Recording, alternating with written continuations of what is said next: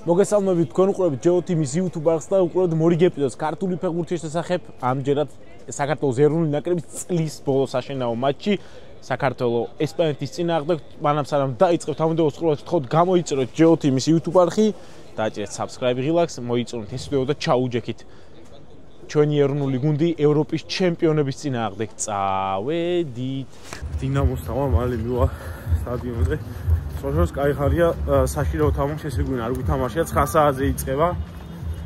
ნახავ ხამალე და სიტუაცია სტადიონთან და გულშემატკივრებსაც გავესაუბრებ. ესეთი სიტუაცია თამაშამდე 2 საათნახევრით ადრე.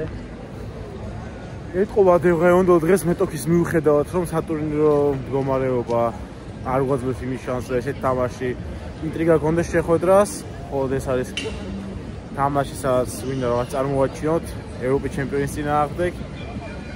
მაგალითად სიჩუმეა სტადიონის გარშემო. ეს არის ძალიან დიდი ხნის შემდეგ პირველი შეხვედრა, ოფიციალური შეხვედრა, როცა სულად არ არის ბილეთები გაყიდული. ეხლა შეუძლია 2 საათნახევრად თამაშამდე გულშემატკივრს შეიძინოს თამაშზე დასწრები ბილეთები. გამარჯობა. პროექტში შენი მოლოდინი როგორია თამაშთან დაკავშირებით?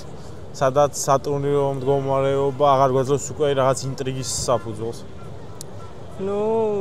ამჯერად ძალიან დაბალია შანსები რომ გავიდეთ, მაგრამ ვფიქრობ რომ მაინც გამარჯვების გაწყობა მაქვს. ყველაფრის მიუხედავად რომ დაბალი შანსია, ყოველ თამაში იმიტომ უნდა ვიაროთ რომ გამარჯვების იმედი გვაქვს და ეს ბუნებრივი არის, ხო, როცა ეროვნული ნაკრები თამაშობს. რა თქმა უნდა, კი, იმიტომ რომ თუ გამარჯვების იმედი არ გვაქვს, მაშინ რა აზრი აქვს გულშემატკივრობას. შენ დღეს არის ძალიან დიდი ხნის პირველად, როცა ოფიციალურ თამაშზე სულად არ გაყიდულო ბილეთები. შენ აი რა არის მიზეზი ამის, როგორ ფიქრობ? შენი სუბიექტური აზრით თუნდაც.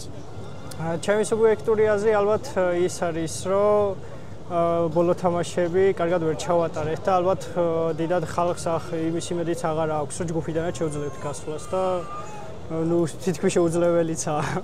და რავი, შეიძლება ამანაც იმოქმედა, მაგრამ ამის მიუხედავად მაინც არ უნდა დავტოვოთ და მაინც უნდა შეგვევსებინა მოედანი ჩემი აზრით რა. იმიტომ რომ ნაკრებს ყოველთვის გვერდით უნდა ვედგეთ.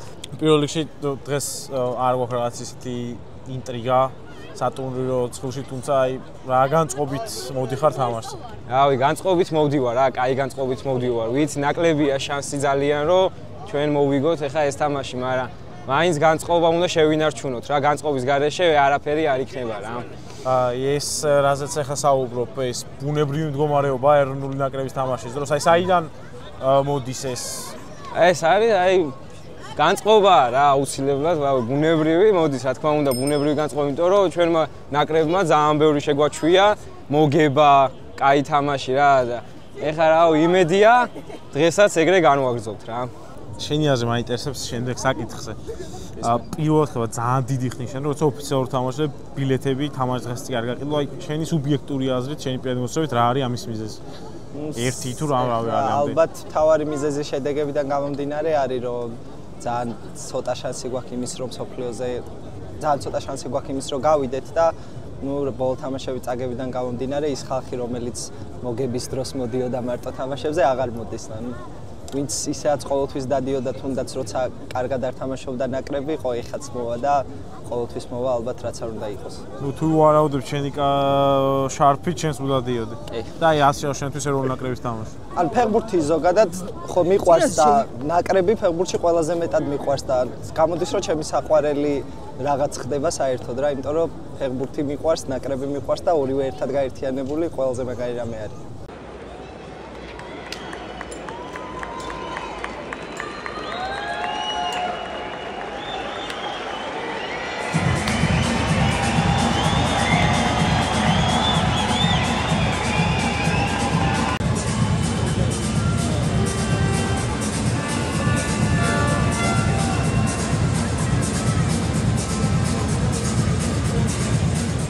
და მატჩამდე უკვე ვიცით სასტარტო შემადგენლობები, რომელიც ჩემს საკმაოდ შემტევია, ზედიზედ მეორე მატჩი საქართველოს ნაკრებს უკაპიტნებს ხუჩა კვარაცხელია, გუნდის კაპიტანი გურამკაშია, სათადარიგოს კამზატოვა ყვავილისანიოლმა და იური ტაბატაძე პირველად გამოძახებული ფეხბურთელი პირველი მატჩი სასტარტო შემადგენლობაშია. მამარდა, მარჯვნიდან ვლადიმერ მამუჩაშვილი, გოგლიჩიძე, ლოჩაშვილის ცენტრი მარცხნიდან დააკერა. კვლავ მარჯვენამცველი გიორგი გოჩოლაშვილი, შუაში არიან კიტე მექვაბა და მათ წინ არის ზუიკო დავითაშვილი და შემტევი ხაზი არის ყვარა კაპიტანი ბუდუ ზივზივაძე ცენტრალურ თავდასხმელად. დიდხნიანი ლოდინისა და ბუდუს კვლავ ეძლევა შანსი სასტარტო შემადგენლობაში ითამაშოს და იური ტაბანაძე მარჯვენა ფლანგიდან ჩვენ ერთად არის ჩვენი უერთგულესი გენერალური მხარდამჭერი ქართველების საყვარელი წყალი ნაბეღლავი, რომელიც თამაშის განმავლობაში მომცემს საჭირო ენერგიებს და მინერალებს.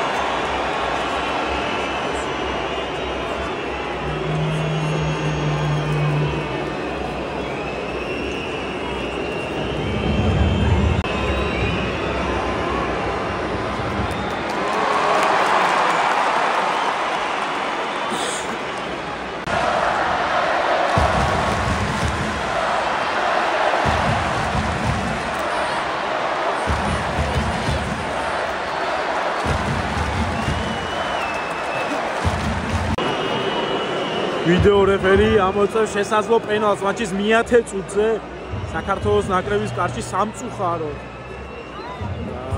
წინა თამაშში შეამოწვა პენალტი დადო მაშინ. არა, მაშინ გააუქვა პენალტი საერთოდ. იმედი ეხაც არაფერი არ იქნება.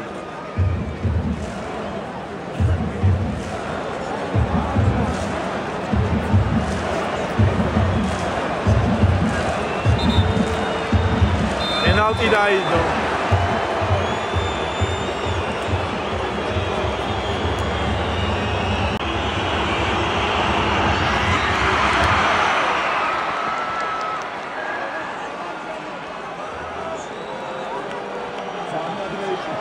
სამწუხაროდ ესპანეთის ნაკრები სწრაფი გოლით დაწინაურდა პენალტით.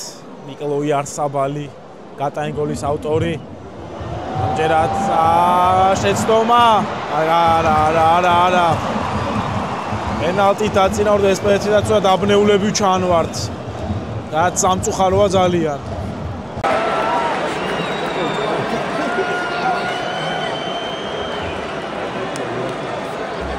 სამწუხაროდ მატჩის 22 წუთზე ორგულთიანია სხვა უდამაზესი კომბინაცია გაგვითამაშეს უმარტივესად ესპანელებმა დაცვაში ძალიან ცუდი ბურთი გააძრა და 2-0 ზუბიმენდის გოლით 22-2.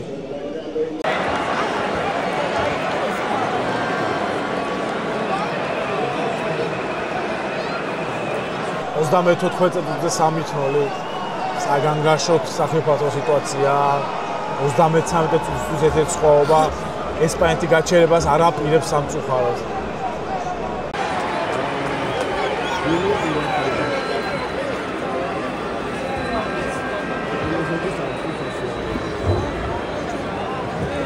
პირველი ტაიმი დასრულებულია 3-0 ესპანეთის ნაკრების სასარგებლოდ.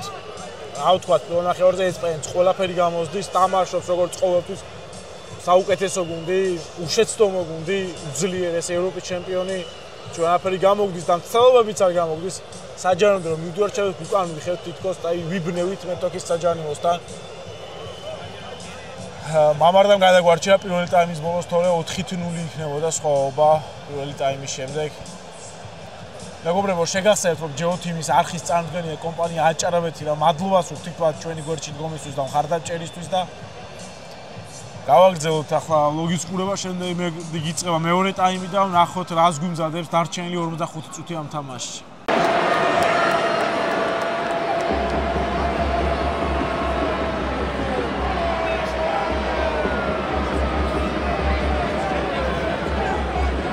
სამოცდამეოთხე წუთზე მიკელ ოიარსაბალის დუბლით 4-0 თავით გაგვიტანა რომლის პლუსით საერთოდ არის თავით თამაში. იგივე გრძელდება სამწუხაროდ პირველ ტაიმში. მოდი ესპანეთი ცოტა უფრო მეტად მოშვებულია, იმიტომ რომ პირველ ტაიმში დაამთავრეს საქმე.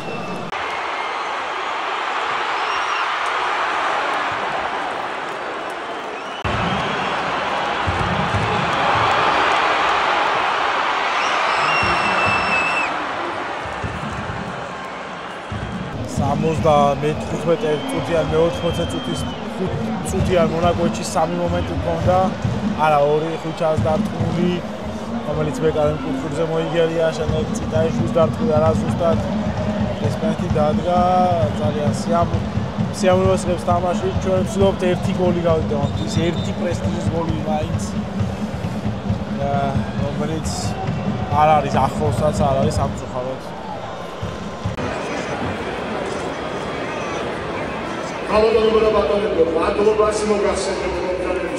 Ladies and gentlemen, thank you for having attended this match. A sad journey.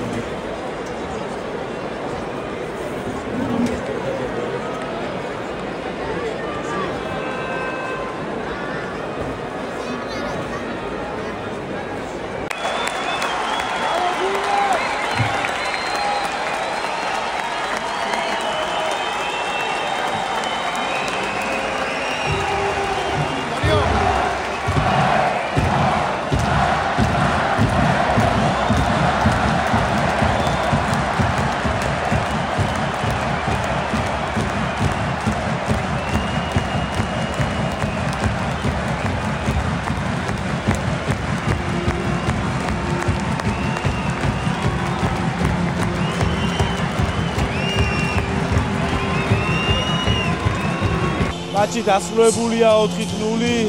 ესპანეთის ნაკრებმა მოიგო. არაფერი ისეთი რამაც სამწუხაროდ გაგვაკვირვა. ზედიზედ მესამე მარცხი, ეს არის ძალიან მკვლეული და ახლა წამოდის ვიქსონაში და ძალიან გვაინტერესებს ფეხბურთელების აზრი ამ თამაშის შემდეგ. შევხვდეთ ვიქსონაში ბიჭებს. სამწუხაროდ ჩვენ ნაკრებს რთული პერიოდი აქვს. ზედიზედ მესამე მარცხი მე არ გეკითხები იმას, რატო შეიძლება დღეს სოფლიოს საუკეთესო ნაკრებთან წააგოს ჩვენ ნაკრებმა. ვგრძნობთ რომ ყველაფერი საერთოდ მოშლილია, ის განწყობები, ის ერთიანობა, რომელიც მოედანზე ყოველთვის იყო და შენ ახსენე რომ იდეალური ურთიერთობა ფეხბურთელებს ერთმანეთთან. აი რა შეხედავ გამოსავალს, რამ შეიძლება დაგვაბრუნოს იმ რხებზე, რომელთაც მთელი ქვეყანა ხარობდა არც დიდი ხნის წინ. არ ვფიქრობ რომ დღეს რა თქმა უნდა დიდი ანგარიში წავაგეთ და მაგრამ დღეს განსხვავებულად ვგრძნობდი მე პირადად გუნდის დამოკიდებულებას და გუნდის თამაშსაც ზოგადად. ბევრად უფრო მეტად ამბიციურად ვითამაშეთ. ჰქონდა გარკვეული მომენტები, სადაც გუნდსაც ვაკონტროლებდით, მაგრამ ძალიან მაღალი დონის ნაკრებია და დაცვაში ისე კარგად ალბათ ზონებს ვერ ხურავდით და გვიჭირდა მაინც სივრცეების კონტროლი და ესპანელებიც ძალიან პატარა სივრცესაც ძალიან მაგრად იყენებენ და რთულია წინააღმდეგ დაცვაც ყველა მიწის ისედაც. გამოსავალი მარტივია, ჩვენ ვიცით რა უნდა გავაკეთოთ, დარწმუნებული ვარ, რომ ამ წაგებების სერია ძალიან მალე შეწყდება და ჩვენი თამაშიც რა თქმა უნდა ყველას გვინდა რომ თუნდაც პრევი თამაშოთ ესპანეთის ნაკრებთან, ან თუნდაც გოლი გავიტანოთ. იყო მომენტები, რომ შეიძლება გოლი გასულიყო, ალბათ ეს დაგვეყდა რაღაც კიდე მუხტი, მაგრამ ეს თითქოს პირველი ნაბიჯი იყო და აქედანაც ყველა თამაშიდან უნდა ვისაუბროთ, ყველა თამაშიდან რაღაც გარკვეული პოზიტიურიც წავიღოთ, ისიც დაგვეთილებიც წავიღოთ და შემდეგ თამაშებში აუცილებლად გამოვიყენოთ. გუნდს ძალიან დიდი პოტენციალი აქვს და ძალიან დიდი შემართება აქვს, რაც ჩემი აზრით დღესაც ჩანდა მოედანზე გარკვეულ მომენტებში. შეიძლება ყოველთვის არა, მაგრამ იგრძნობოდა, რომ განსხვავებული დამოკიდებულება იყო ეს ყველა ფეხბურთელის. აი განსახილში რა ხდებოდა თუნდაც შესვენებაზე ან თამაშის შემდეგ თუ უთხარით ერთმანეთს რამე ბიჭებმა?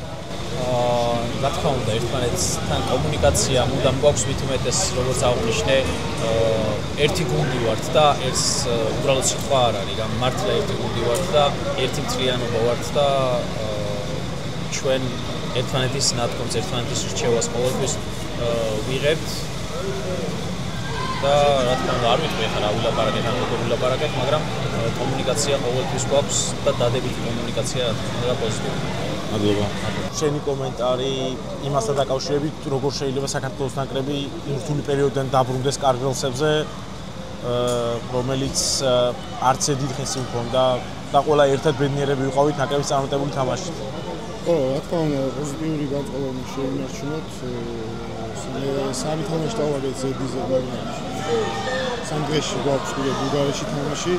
რაც ძალიან მნიშვნელოვანია, რომ იმ თამაშს წარმატებას მივაღწიოთ, იმიტომ რომ შემდეგი წესთვის პოზიტიური განწყობა შევიდეთ.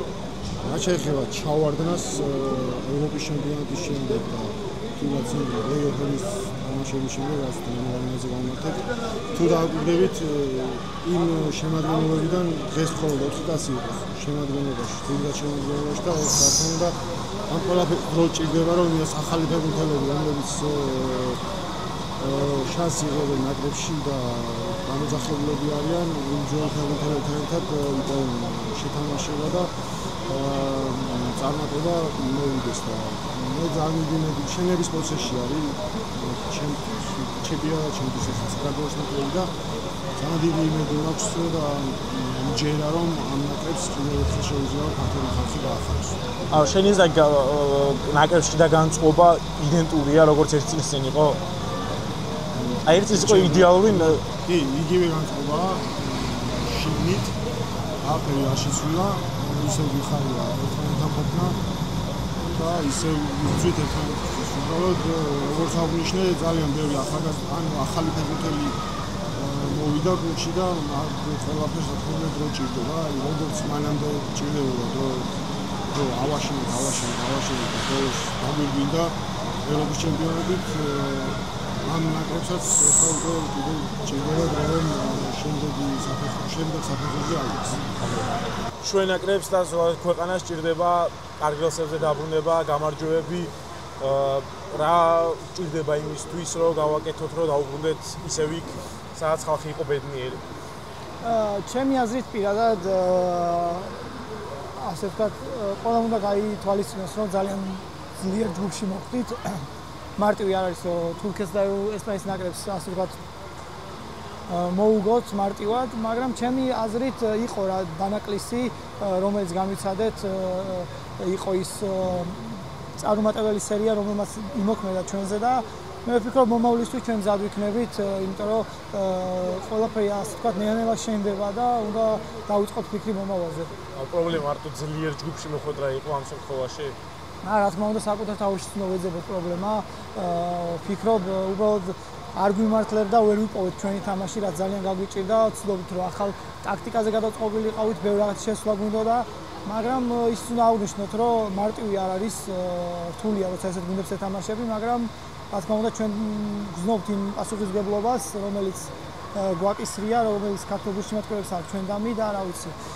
მათ ბოდიშს მოვხდი პირველ რიგში იმის გამო, რომ უნდა გაითვალისწინოს ისიც, რომ ჩვენი ოსნებაც იყო სოფლიო ჩემპიონატის თამაში, ძალიან გვინდოდა, მაგრამ ვერ მოვახერხეთ, როგორც წინაზე ევროპის ჩემპიონატზე პირველი ფინალი წავაგეთ, მაგრამ მეორეზე მოვიგეთ და გავედით სოფლიო ჩემპიონატზე, ევროპის ჩემპიონატზე და იმედი მაქვს, რომ ეს ისტორია გაგრძელდება და პირველში არ გამოგვივიდა, მაგრამ მეორეჯერ გამოვიდა. ხუჭა, ბევრი შენ ამ თვეში საქართველოს ნაკრებს სატურნირო მდგომარეობაში დაკარგული ქონდა ინტრიგა და ესე რომ ამხანაგური თამაშებით იყო ეს ორი თამაში, შენ ძალიან ბევრი თამაში ჩაატარე ამ სერიაში, თუმცა ჩამოხვედი მაინც საქართველოს ნაკრებში და თქვი რომ შენი ხალხის თამაში მნიშვნელოვანია, ამაზე რომ გითხრა, შენთვის რას ნიშნავს რთული გრაფიკის ფონზეც კი ესეჟეში ჩამოხვედი საქართველოს ნაკრებში. ჩემი აზრით, სანამ ჯანმრთელი ვარ, ღმერთის წყალობით იმ 50% მზად რო იყო მაინც ჩამოვა საქართველოს დასახმარებლად, ჩემი აზრით ეს თამაშები არ იყო ამხანაგური, ძალიან მნიშვნელოვანი თამაშები იყო ჩვენთვის, იმიტომ რომ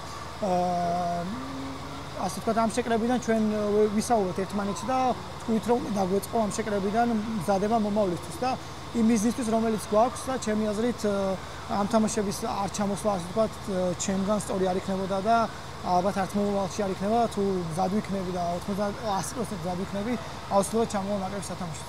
ესეც ასე მეგობრებო, ჩვენი ვლოგი დასრულებულია. სამწუხაროდ წავაგეთ ესპანეთთან წაგება იმდენად არა პრობლემა, იმდენადაც ის პრობლემა რომ ის არის ჩემთვის პრობლემა, რომ ის ხალიში მუხტი, რომელიც ამ ნაკრებს ქონდა მოედანზე მოედის გარეთ, თქოს რაც გამქრალია და ეს მინდა რომ დაბრუნდეს. მოისმინეთ ფეხბურთელების კომენტარები, მოისმინეთ რა თქვა კიტემ, რა თქვა ხუიჩამ, რა თქვა ბუდუმ.